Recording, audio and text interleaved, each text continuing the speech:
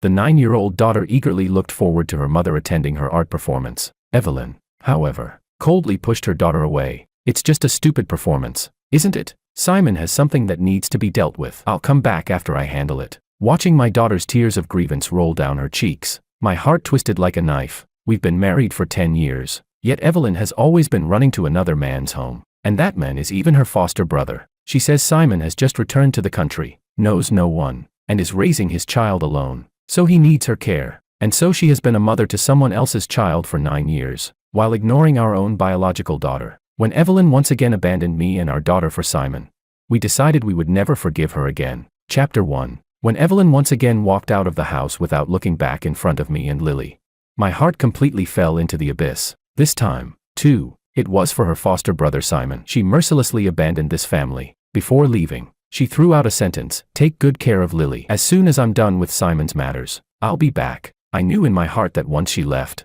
she wouldn't show up for at least a night, or maybe days. This wasn't the first time this had happened. Lily clutched at her skirt hem, her tiny voice full of hope. "Mom, will you really come back tonight?" Evelyn didn't even turn her head. Her tone hurried. "Mommy promised." How could I break my word? But ever since Lily was born, she hasn't been there for a single important moment of our child's growth. I remember. At first, my marriage with Evelyn Lynn began as a business alliance between the Lynn family and mine, but we did have a 2-year relationship foundation. Right after our marriage, she was gentle and caring toward me. However, since Simon moved into the Lynn household, everything changed. Evelyn drifted farther and farther away from me, putting all her attention on Simon. She acted like she was handling state affairs, coming home absurdly late, especially when she found out she was pregnant. She didn't seem to look forward to the child at all. After Lily was born, I devoted myself to taking care of her and Evelyn. I was afraid Lily's crying at night would disturb Evelyn's rest, so I took Lily to sleep in the next room. But not long after giving birth, she left our still nursing daughter to go to Simon. Over these married years, I've been fighting in the business world while taking care of everything at home, being both father and mother. Yet Evelyn ignored my efforts and our child's needs, focusing solely on her foster brother. Now the house has once again become a cold,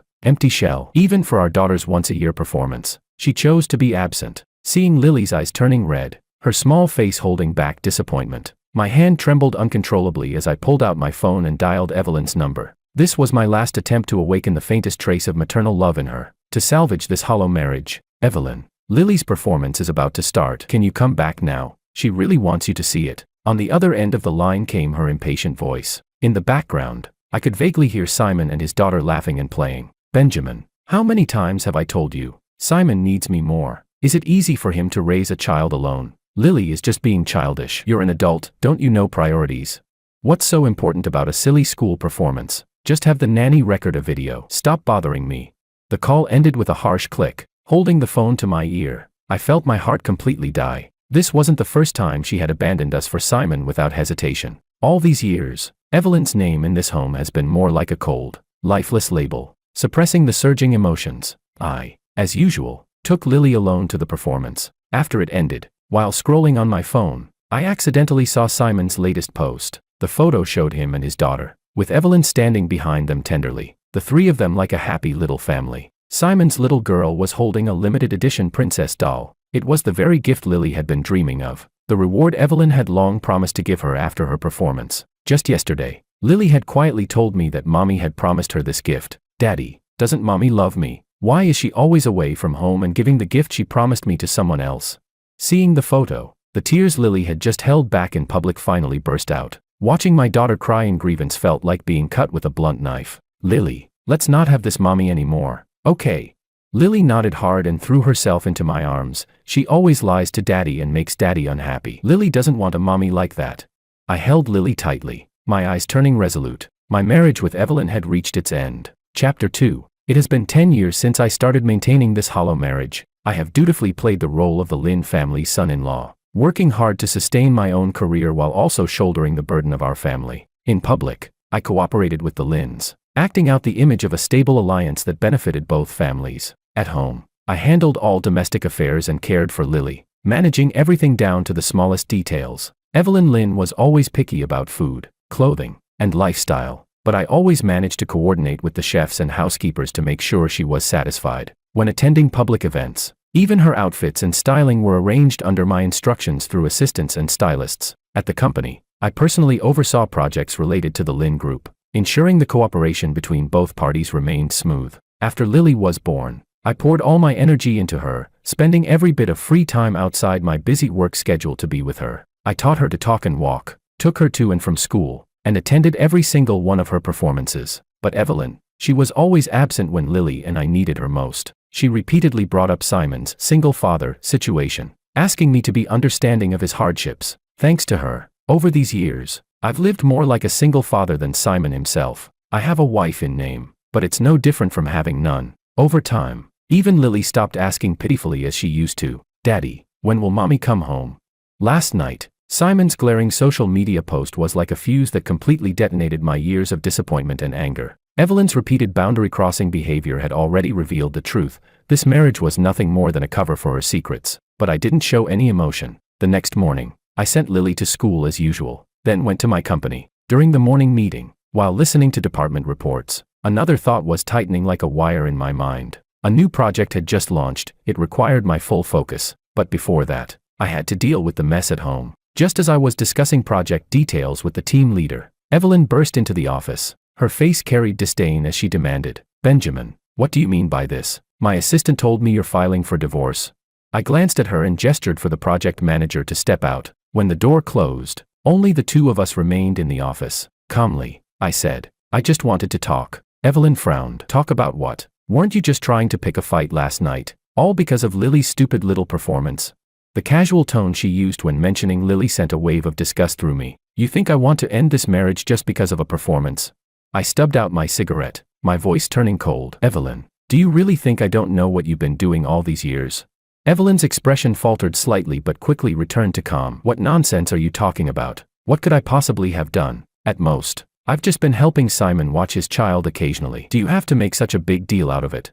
Her face looked tired, the dark circles under her eyes almost making her seem like a caring sister exhausted from helping her foster brother. If it weren't for Simon's post last night, if I hadn't already decided to start investigating, maybe I would still be deceived by her. Just like before, Simon's child is Simon's responsibility. When he's sick, there are hospitals. If he needs help, he has nannies and his own family. My voice was steady. "So why is it that every time Simon needs something, he only ever calls you, and you're always at his beck and call?" Evelyn's face stiffened. She forced a faint smile. "All right, stop being so sarcastic. I know you're just upset that I haven't been around much lately. I'll pay more attention from now on. Next month is our wedding anniversary. I'll book your favorite restaurant. I'll make it up to you and Lily. Okay?" She tried to deflect the issue with another empty promise. I didn't respond, only stared at her. After a few seconds, I said evenly, "Evelyn, I've been hearing your promises for 10 years. They're all bullshit." I picked up my phone and made a call. Notify the HR and legal departments, start a full financial and personnel background investigation on several Lin Group subsidiaries immediately. Evelyn froze completely, her face turning pale. What are you doing?" Her voice rose several octaves. Watching her panic, I felt nothing much. "Since this is ending, everything should be made clear. The money and favors the Lin family has taken from me over the years, it's time to settle those accounts." Evelyn lost control, screaming, "Benjamin, don't be crazy. I won't agree to a divorce. You'll destroy the Lin family with this."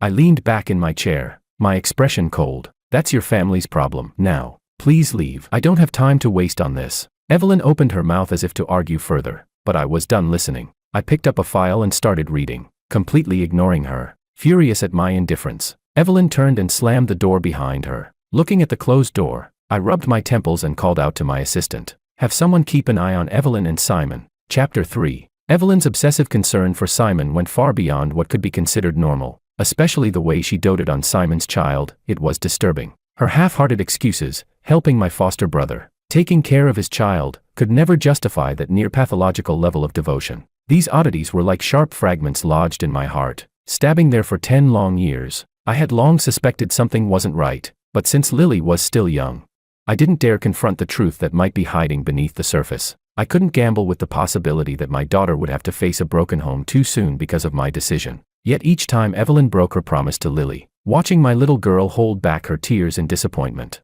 and the cold reality that Evelyn gave the princess doll, the one she had promised to Lily, to Simon's child instead, that was when I finally woke up, letting Lily continue to hold on to hope for a mother who existed in name only. Watching her be hurt again and again, that was the true cruelty. Rather than letting my daughter struggle in the illusion of a complete family built on lies, I'd rather shatter the illusion and give her a real home, one built on love. My patience and endurance all these years had been a mistake beyond measure. Suppressing the storm in my chest, I opened the encrypted file my assistant had sent me. Evelyn's arrangements for Simon's return to the country were overly cautious, almost secretive, and Simon's background, especially the information about his so-called ex-wife, was full of inconsistencies. As I sat in deep thought, my phone screen lit up. The caller ID read, "Mom." Taking a deep breath, I answered, trying to sound relaxed. "Hey Mom, what's up?" My mother's gentle voice came through the line. "Son, I watched Lily's performance video last night. She was wonderful. You've worked so hard, taking care of her all by yourself again." Her warm words filled my heart with a quiet comfort. My parents had always been my strongest support. "Mom, there's something I need to tell you." I paused, my tone turning firm. "I've decided to divorce Evelyn." There was a brief silence, then a trace of concern entered her voice. "Have you thought it through? You've held on alone all these years. It hasn't been easy." "What about the Lynn family? What did they say?" "Evelyn doesn't agree, and I haven't discussed it in depth with them yet, but I've already started investigating certain things. I need to gather enough evidence and leverage. As for Lily, don't worry, I'll take care of her. What she needs now is a home that's truly filled with love." My mother immediately replied, her tone full of strength. "If you've made up your mind, good. Don't be afraid. No matter what you do, your father and I will always stand by your side."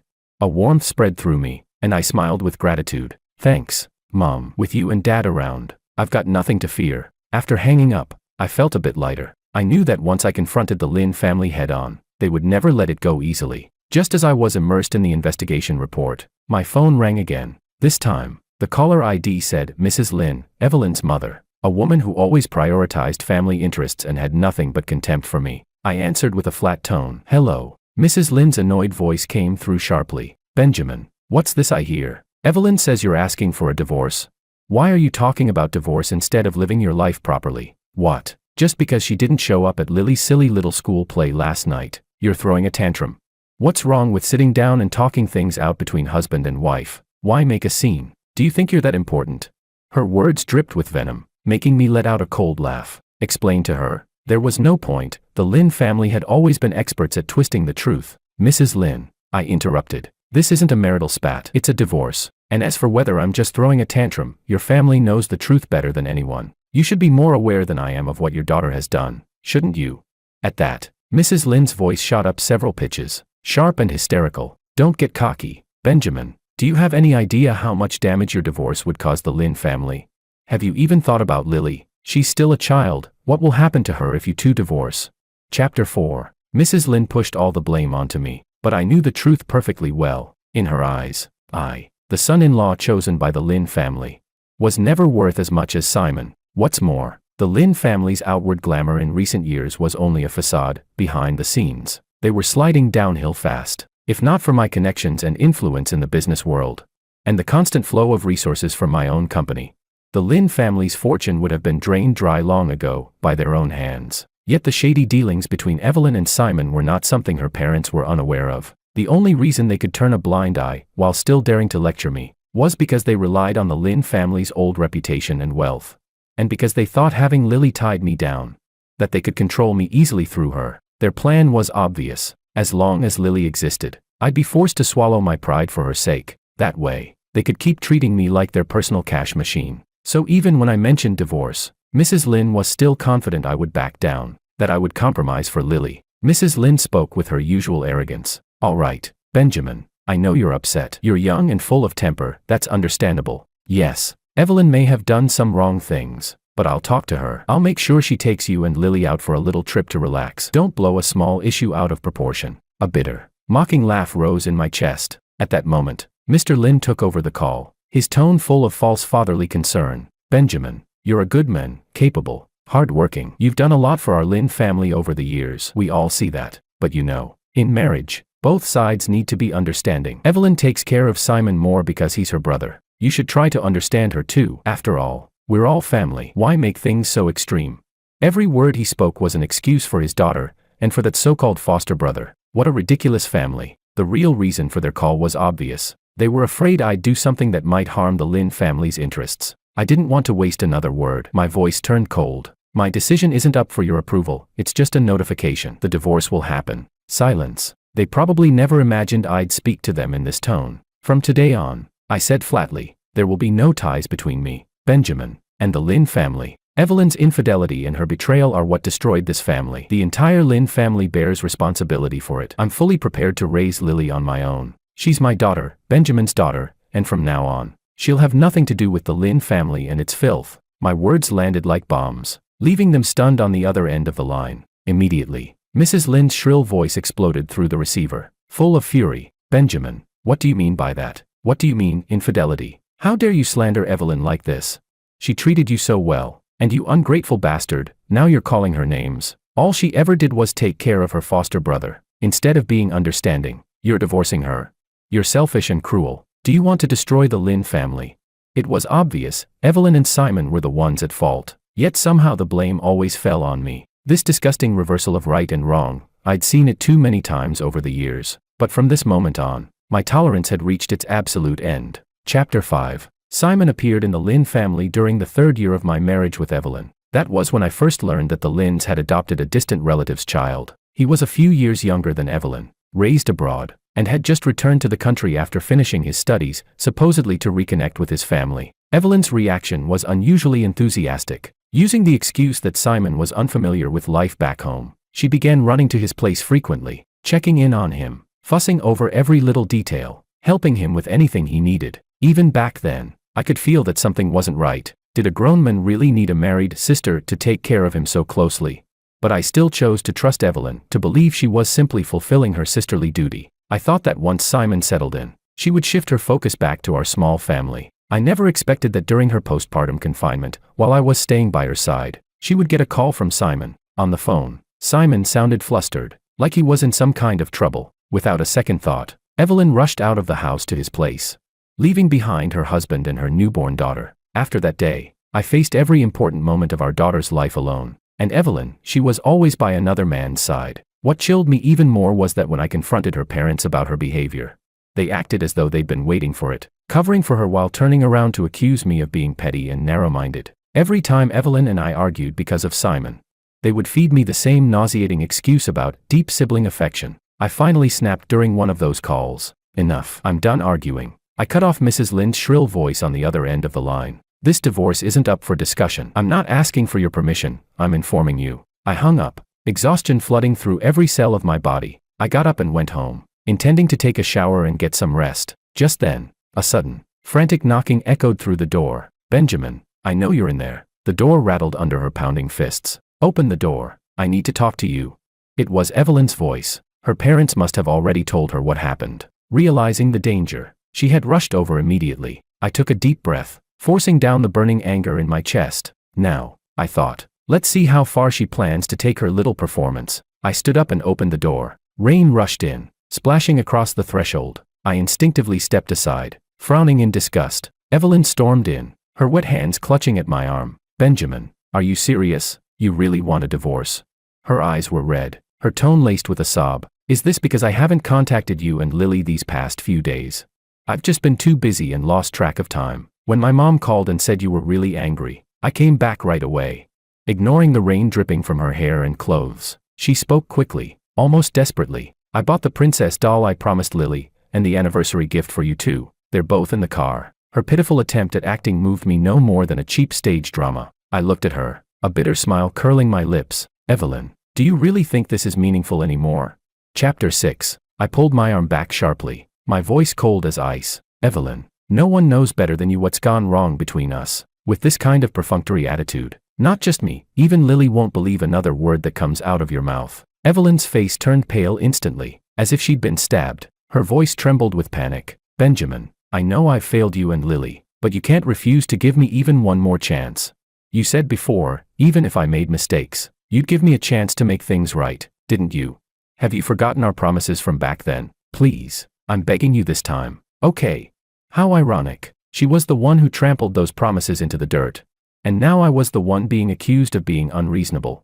I looked at her coldly, fully aware of what was really happening. She wasn't here out of love. She didn't truly care about Lily, either. More likely, her parents had given her strict orders to calm me down, to keep me in place so that the Lynn family's interests wouldn't suffer. The woman standing before me now, there wasn't even a flicker of the tenderness that once moved me. Only the panic and desperation that came from seeing her financial security slipping away. Seeing that I still didn't respond, Evelyn's gaze flickered. She tried to change the subject. She picked up her phone and pointed at a picture of Lily, her tone suddenly soft and gentle. Benjamin, I know Lily has always wanted a big birthday party. It was my fault before, for always being absent. I'll make it up to her this time. You can invite whoever you want. I'll leave everything up to you. All right. She kept talking, as if rehearsing a script. I know I've neglected you both before. From now on, I'll listen to you in everything. I'll focus on the family, and stay out of company affairs. You and Lily will always come first. Listening to her hollow promises, my heart sank even deeper. Everything she was saying now, it was no different from the countless times I'd heard it over the past 10 years. Evelyn, don't take me for a fool. I cut her off coldly, my gaze sharp and unyielding. If you really wanted to make amends, why haven't you mentioned your dear foster brother, Simon? My words hit their mark, a flicker of panic flashed through her eyes. I pressed on. How exactly do you plan to handle your relationship with Simon? And what about his child? Are you really capable of cutting ties completely?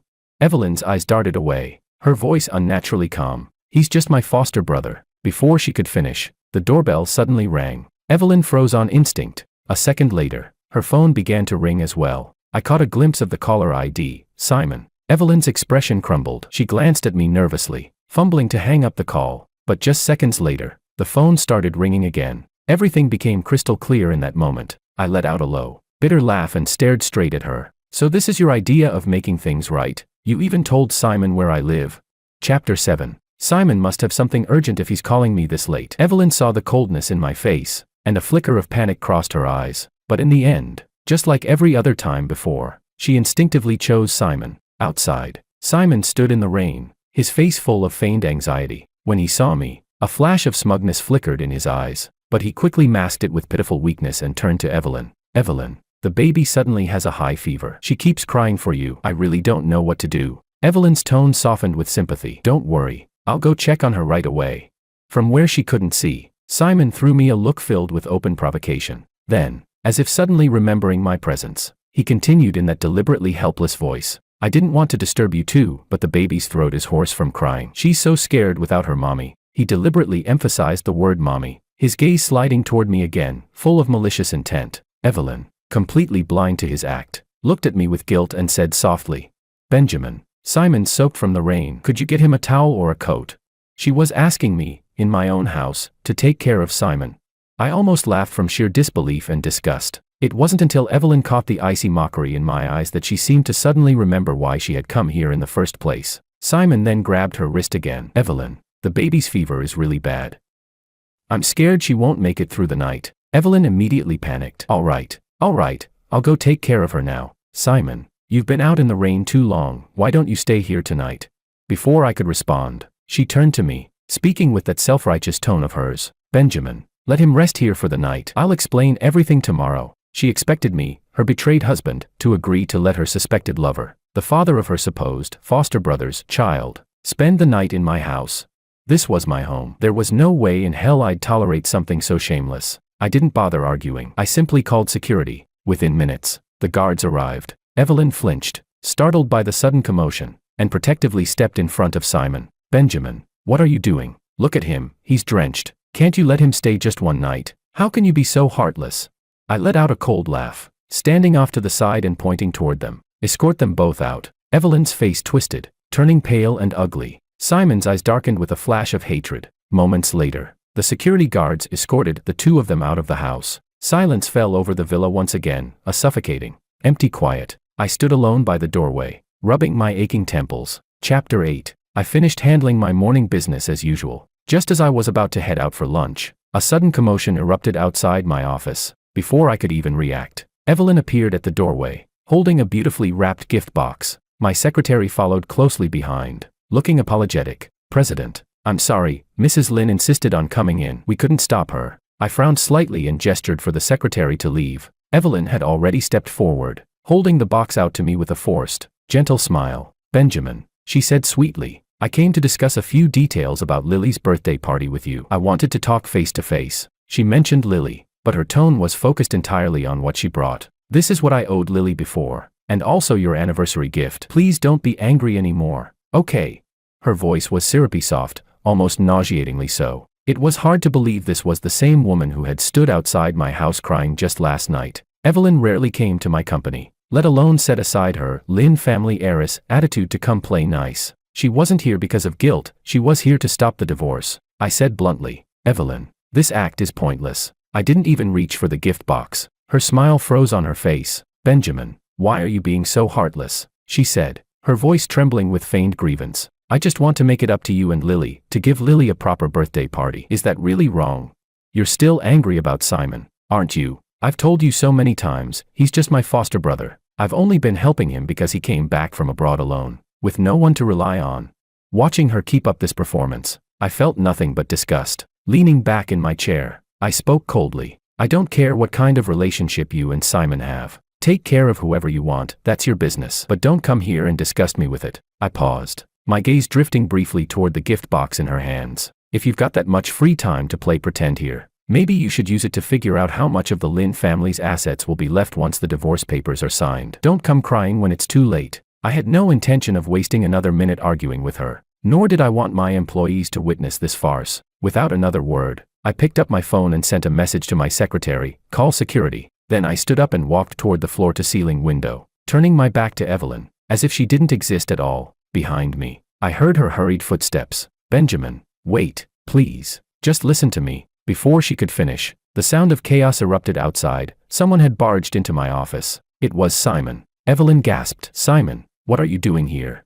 But Simon didn't even look at her. His pale face was twisted with fury as he glared directly at me. Benjamin, what the hell do you want? You have no right to control where Evelyn goes. Evelyn's expression changed instantly. She grabbed at his sleeve, trying to stop him. Simon, please don't say anything. But Simon ignored her. His eyes locked on me with pure hatred. You think you've won? If it weren't for me, the Lynn family wouldn't have even noticed you. Evelyn's voice rose, pleading, almost in tears. Simon, stop it. This is between us. Simon yanked his arm out of her grasp. Between us? Evelyn, you're abandoning me for him now. What about your promise? You said, the first person I'd see when I opened my eyes would always be you. Are you going back on your word now? His twisted dependence and obsessive tone made my skin crawl. I sneered at him. Simon, how old are you? Can't survive without your sister? You're a grown man. Stop acting like a baby who needs constant attention. What happens between Evelyn and me is none of your damn business. My words hit him like a slap. Simon flinched, taking a few steps back, hatred searing in his eyes. Don't push your luck, Benjamin. He spat. If you hadn't stirred all this up with Evelyn Lynn, the Lynn family wouldn't be in this mess. You pathetic snake, are you proud now that you've dragged them down? Chapter 9. Simon, stop talking, Evelyn shouted. At that exact moment, my phone buzzed in my pocket. It was a DNA test report. My pupils constricted sharply, and my grip on the phone tightened. The words on that report hit me like a hammer straight to the chest. That so-called Simon's child was Evelyn's biological daughter, and Simon was the biological father. No wonder Evelyn had been so obsessed with him. No wonder she had always neglected her own daughter, Lily, because all of her motherly love had gone to the illegitimate child she shared with Simon. The entire Lynn family, her parents included, knew about it. They had even helped cover it up. The truth was filthier than I had ever imagined, suppressing the surge of rage and disgust boiling inside me. I lifted my head and looked coldly at the two people still putting on their pathetic show before me. Evelyn, you make me sick. My icy voice sliced through their shouting like a knife. Both of them turned toward me, faces pale, eyes wide with shock. I raised my phone slightly, letting the light reflect off the screen. No wonder Simon's child always calls for you. Turns out you're not her aunt after all, you're her mother. My words struck them like a bolt of lightning. In an instant, both their faces went from pale to ashen gray. Evelyn's body swayed, her lips trembling. Benjamin, please, listen to me. It's not what you think. I yanked my arm away, my voice void of all mercy. I don't want to hear another damn word from you. Then I spat out the final blow. That child is your and Simon's bastard. I have all the evidence, every disgusting detail of what you two have done. If you don't want the entire Lynn family to collapse under the weight of this scandal tomorrow morning, then you'd better sign the papers quietly. I threw the divorce agreement and Lily's custody documents onto the desk. Evelyn's body trembled violently, like a leaf caught in a storm. Watching the despair on their faces, I felt nothing, no pity, no sadness, only the cold satisfaction of truth laid bare. Without another word, I turned to leave. Evelyn suddenly lunged forward, gripping my arm with surprising strength. Benjamin, you can't leave. You can't walk away from me. I won't divorce you. You're mine, you'll always be mine. Simon, seeing her clutch me like that, suddenly burst into laughter, manic and bitter. Wake up, Evelyn, he shouted. Benjamin never cared about you. He only ever wanted the Lin family's money and power. I'm the only one who truly loves you. He pointed a trembling finger at me, his voice growing louder, his tone deranged with mockery. Even if you want a divorce, Benjamin, you won't dare make this public. You wouldn't dare destroy the Lin family's reputation, because deep down, you can't do it. You're too afraid to let go of what they've built for you. The two of them were truly made for each other, a pair of perfect hypocrites, as Evelyn kept pulling at me, and Simon's arrogance twisted into madness. I reached the end of my patience. I pulled out my phone and called the head of corporate security. Within minutes, several uniformed guards rushed in. They took one look at the chaos in the room and, without hesitation, pried Evelyn and Simon off me. I stared at them, my expression as cold as ice. Get them out of here, I ordered flatly. From now on, no one from the Lin family, not even Simon, is allowed to step foot in this company again without my permission. I was done with them, all of them. That same day, I handed every piece of evidence and my divorce intention to my legal team. In the end, Evelyn and the Lin family had no choice but to agree. The divorce terms were in my favor. Lily's custody was granted to me. For the first time in years, I had finally taken back control of my life. Chapter 10. The moment I held the divorce certificate in my hands, it felt as though a massive weight had finally been lifted off my chest. With that chapter closed, I poured all my focus into the company. I threw myself into work, often skipping meals and losing track of time. Whenever I did take a breather, it was only to visit Lily or have dinner with my parents. Under their care and my companionship, Lily's smile slowly returned, bright and carefree again. But even iron eventually rusts. The endless hours and constant pressure began to take a toll on my body. One evening, after handling an urgent matter, I drove home as usual. Halfway there, a sudden, violent headache crashed over me like a wave. I had to pull the car over, beads of cold sweat dripping down my forehead. I tried to get out to catch my breath, fumbling for my phone to call my driver, but before I could finish dialing, my vision went dark. The next thing I knew, I was lying on a hospital bed. The pain had dulled, but it was still there, pulsing faintly behind my eyes. I rubbed the bruise on my arm from where I must have fallen and reached for the call button. When the door opened quietly, standing there was my old college classmate, Melissa. She was holding a small insulated lunch box, and when she saw me awake, she smiled with relief. Her smile was warm, like sunlight breaking through a winter morning. Benjamin, finally, you scared me half to death. She placed the lunch box on the bedside table and chuckled softly. It's been so long. I didn't expect our reunion to happen like this. Melissa, you're the last person I thought I'd see here. I was genuinely surprised, the last I'd heard. She'd gone abroad for further studies after graduation. Melissa opened the lunchbox. Inside was a steaming bowl of millet porridge and a few light side dishes. I recently decided to move back home, she explained, pouring the porridge into a bowl. I was out yesterday, heading to a meeting, when I saw you collapse by the roadside. You scared the life out of me. She gave me a half-reproachful look. You're still overworking yourself. That old stomach problem of yours hasn't gone away, has it? She remembered that. My minor stomach issues from our college days, caused by late nights and too much coffee.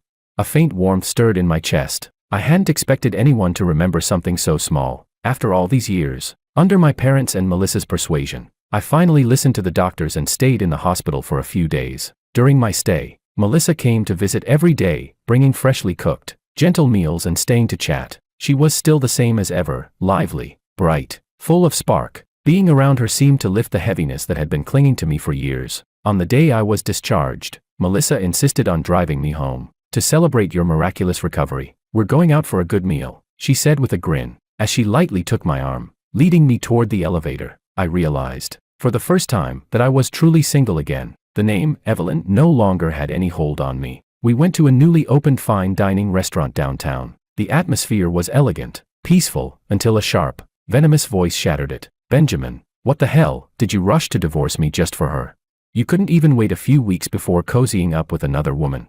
I turned my head. Evelyn. She looked thinner, her once carefully groomed appearance replaced by fatigue and spite. Her face twisted with anger and jealousy as she stormed toward us. I opened my mouth to speak, but Melissa stepped forward first, blocking her path. Her tone was polite, but sharp as a blade. Excuse me, miss. Please mind your words. Mr. Benjamin is single. He has every right to choose who he spends time with. Unless, of course, you have something on your conscience, something that might explain why he chose to end your marriage.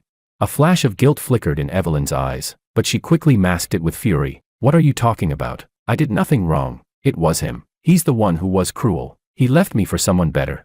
Melissa's smile never faltered, but her voice cooled a few degrees. Oh, is that so? Then perhaps you'd care to explain. Have you ever truly fulfilled your duties as a wife? Did you ever care for your daughter, Lily, the way a mother should? Or were you too busy caring for people and things that were never your responsibility? Her words were soft, but every syllable hit like a hammer. Even without naming Simon or the child, her implication was enough to make Evelyn's face drain of color. Evelyn's composure snapped. She lunged forward, screeching, "You filthy homewrecker, I'll tear your mouth apart." But the restaurant security staff had already rushed over and stopped her. Chapter 11. I no longer paid any attention to Evelyn's hysteria. After the security staff intervened, I left the restaurant with Melissa. On the way back, Melissa was smart enough not to ask questions. Her presence was like a fresh spring, washing away the grime left on my heart by the Lin family's mess. From that day on, Melissa became my neighbor. She bought a house right next to my villa, and we started sharing meals every day, talking about funny stories and frustrations from work. The ease and warmth she brought into my life was something I had never experienced with Evelyn. Time flew by. 3 years passed in the blink of an eye. During those 3 years, my company experienced explosive growth. I led my team through challenge after challenge, expanding into new markets and establishing a solid footing internationally. Meanwhile, the Lin family's businesses, the ones that had tried to profit off me, began to crumble under my hands. Their valuations plummeted. Many projects were acquired by me, leaving them badly wounded and unable to compete ever again. During these years, my relationship with Melissa also blossomed. What began as mutual admiration turned into a true partnership. With the blessings of our families and friends, we held a simple yet heartfelt wedding. Lily, now a bright young girl with clear, sparkling eyes, smiled as she handed us our wedding rings. I drew a deep breath, my eyes damp. I was profoundly grateful that I hadn't kept struggling in Evelyn's swamp, grateful that I had stopped in time. For Lily, and for myself, I had fought for a new life, and now, both Lily and I were happy, truly happy. Not long after our marriage, Melissa became pregnant. I delegated most of my work to trusted deputies, cutting down on social obligations and spending more time with Melissa and Lily. I no longer avoided mentioning Evelyn and Simon because they had completely vanished from my world. Sometimes, I would still hear updates about them from my parents. The Lin family, having lost my connections and funding, was no longer the grand force it once pretended to be. The projects I had taken over had only accelerated their downfall. Evelyn and Simon eventually ended up together, but their life was now a far cry from the lavish days they once flaunted. I heard they quarreled constantly, about money, about blame. Things like, if it weren't for your stupid idea, the Lin family wouldn't have collapsed so quickly. If I were still Benjamin's wife, I'd have everything. And, you're one to talk. If you hadn't provoked Benjamin, if you weren't so useless you couldn't even handle him, would we be here now? When they tore each other apart, my name would sometimes come up, but never with longing, only with seething resentment. Mom, it's all in the past. Don't mention them anymore, I said with a smile, cutting my mother off. They had only themselves to blame for the life they were living now. My father emerged from the kitchen carrying a steaming dish of vinegar-braised fish. Dinner's ready. Lily, now sensible and sweet, pulled out a chair for me. Daddy, sit here. Then she brought over a soft cushion for Melissa. Mommy, sit here, it's more comfortable. Looking at my loving wife, my adorable daughter, and my kind parents gathered around me, a deep sense of fulfillment surged through my chest. After living through that oppressive, dark marriage, I had finally seized the happiness that truly belonged to me.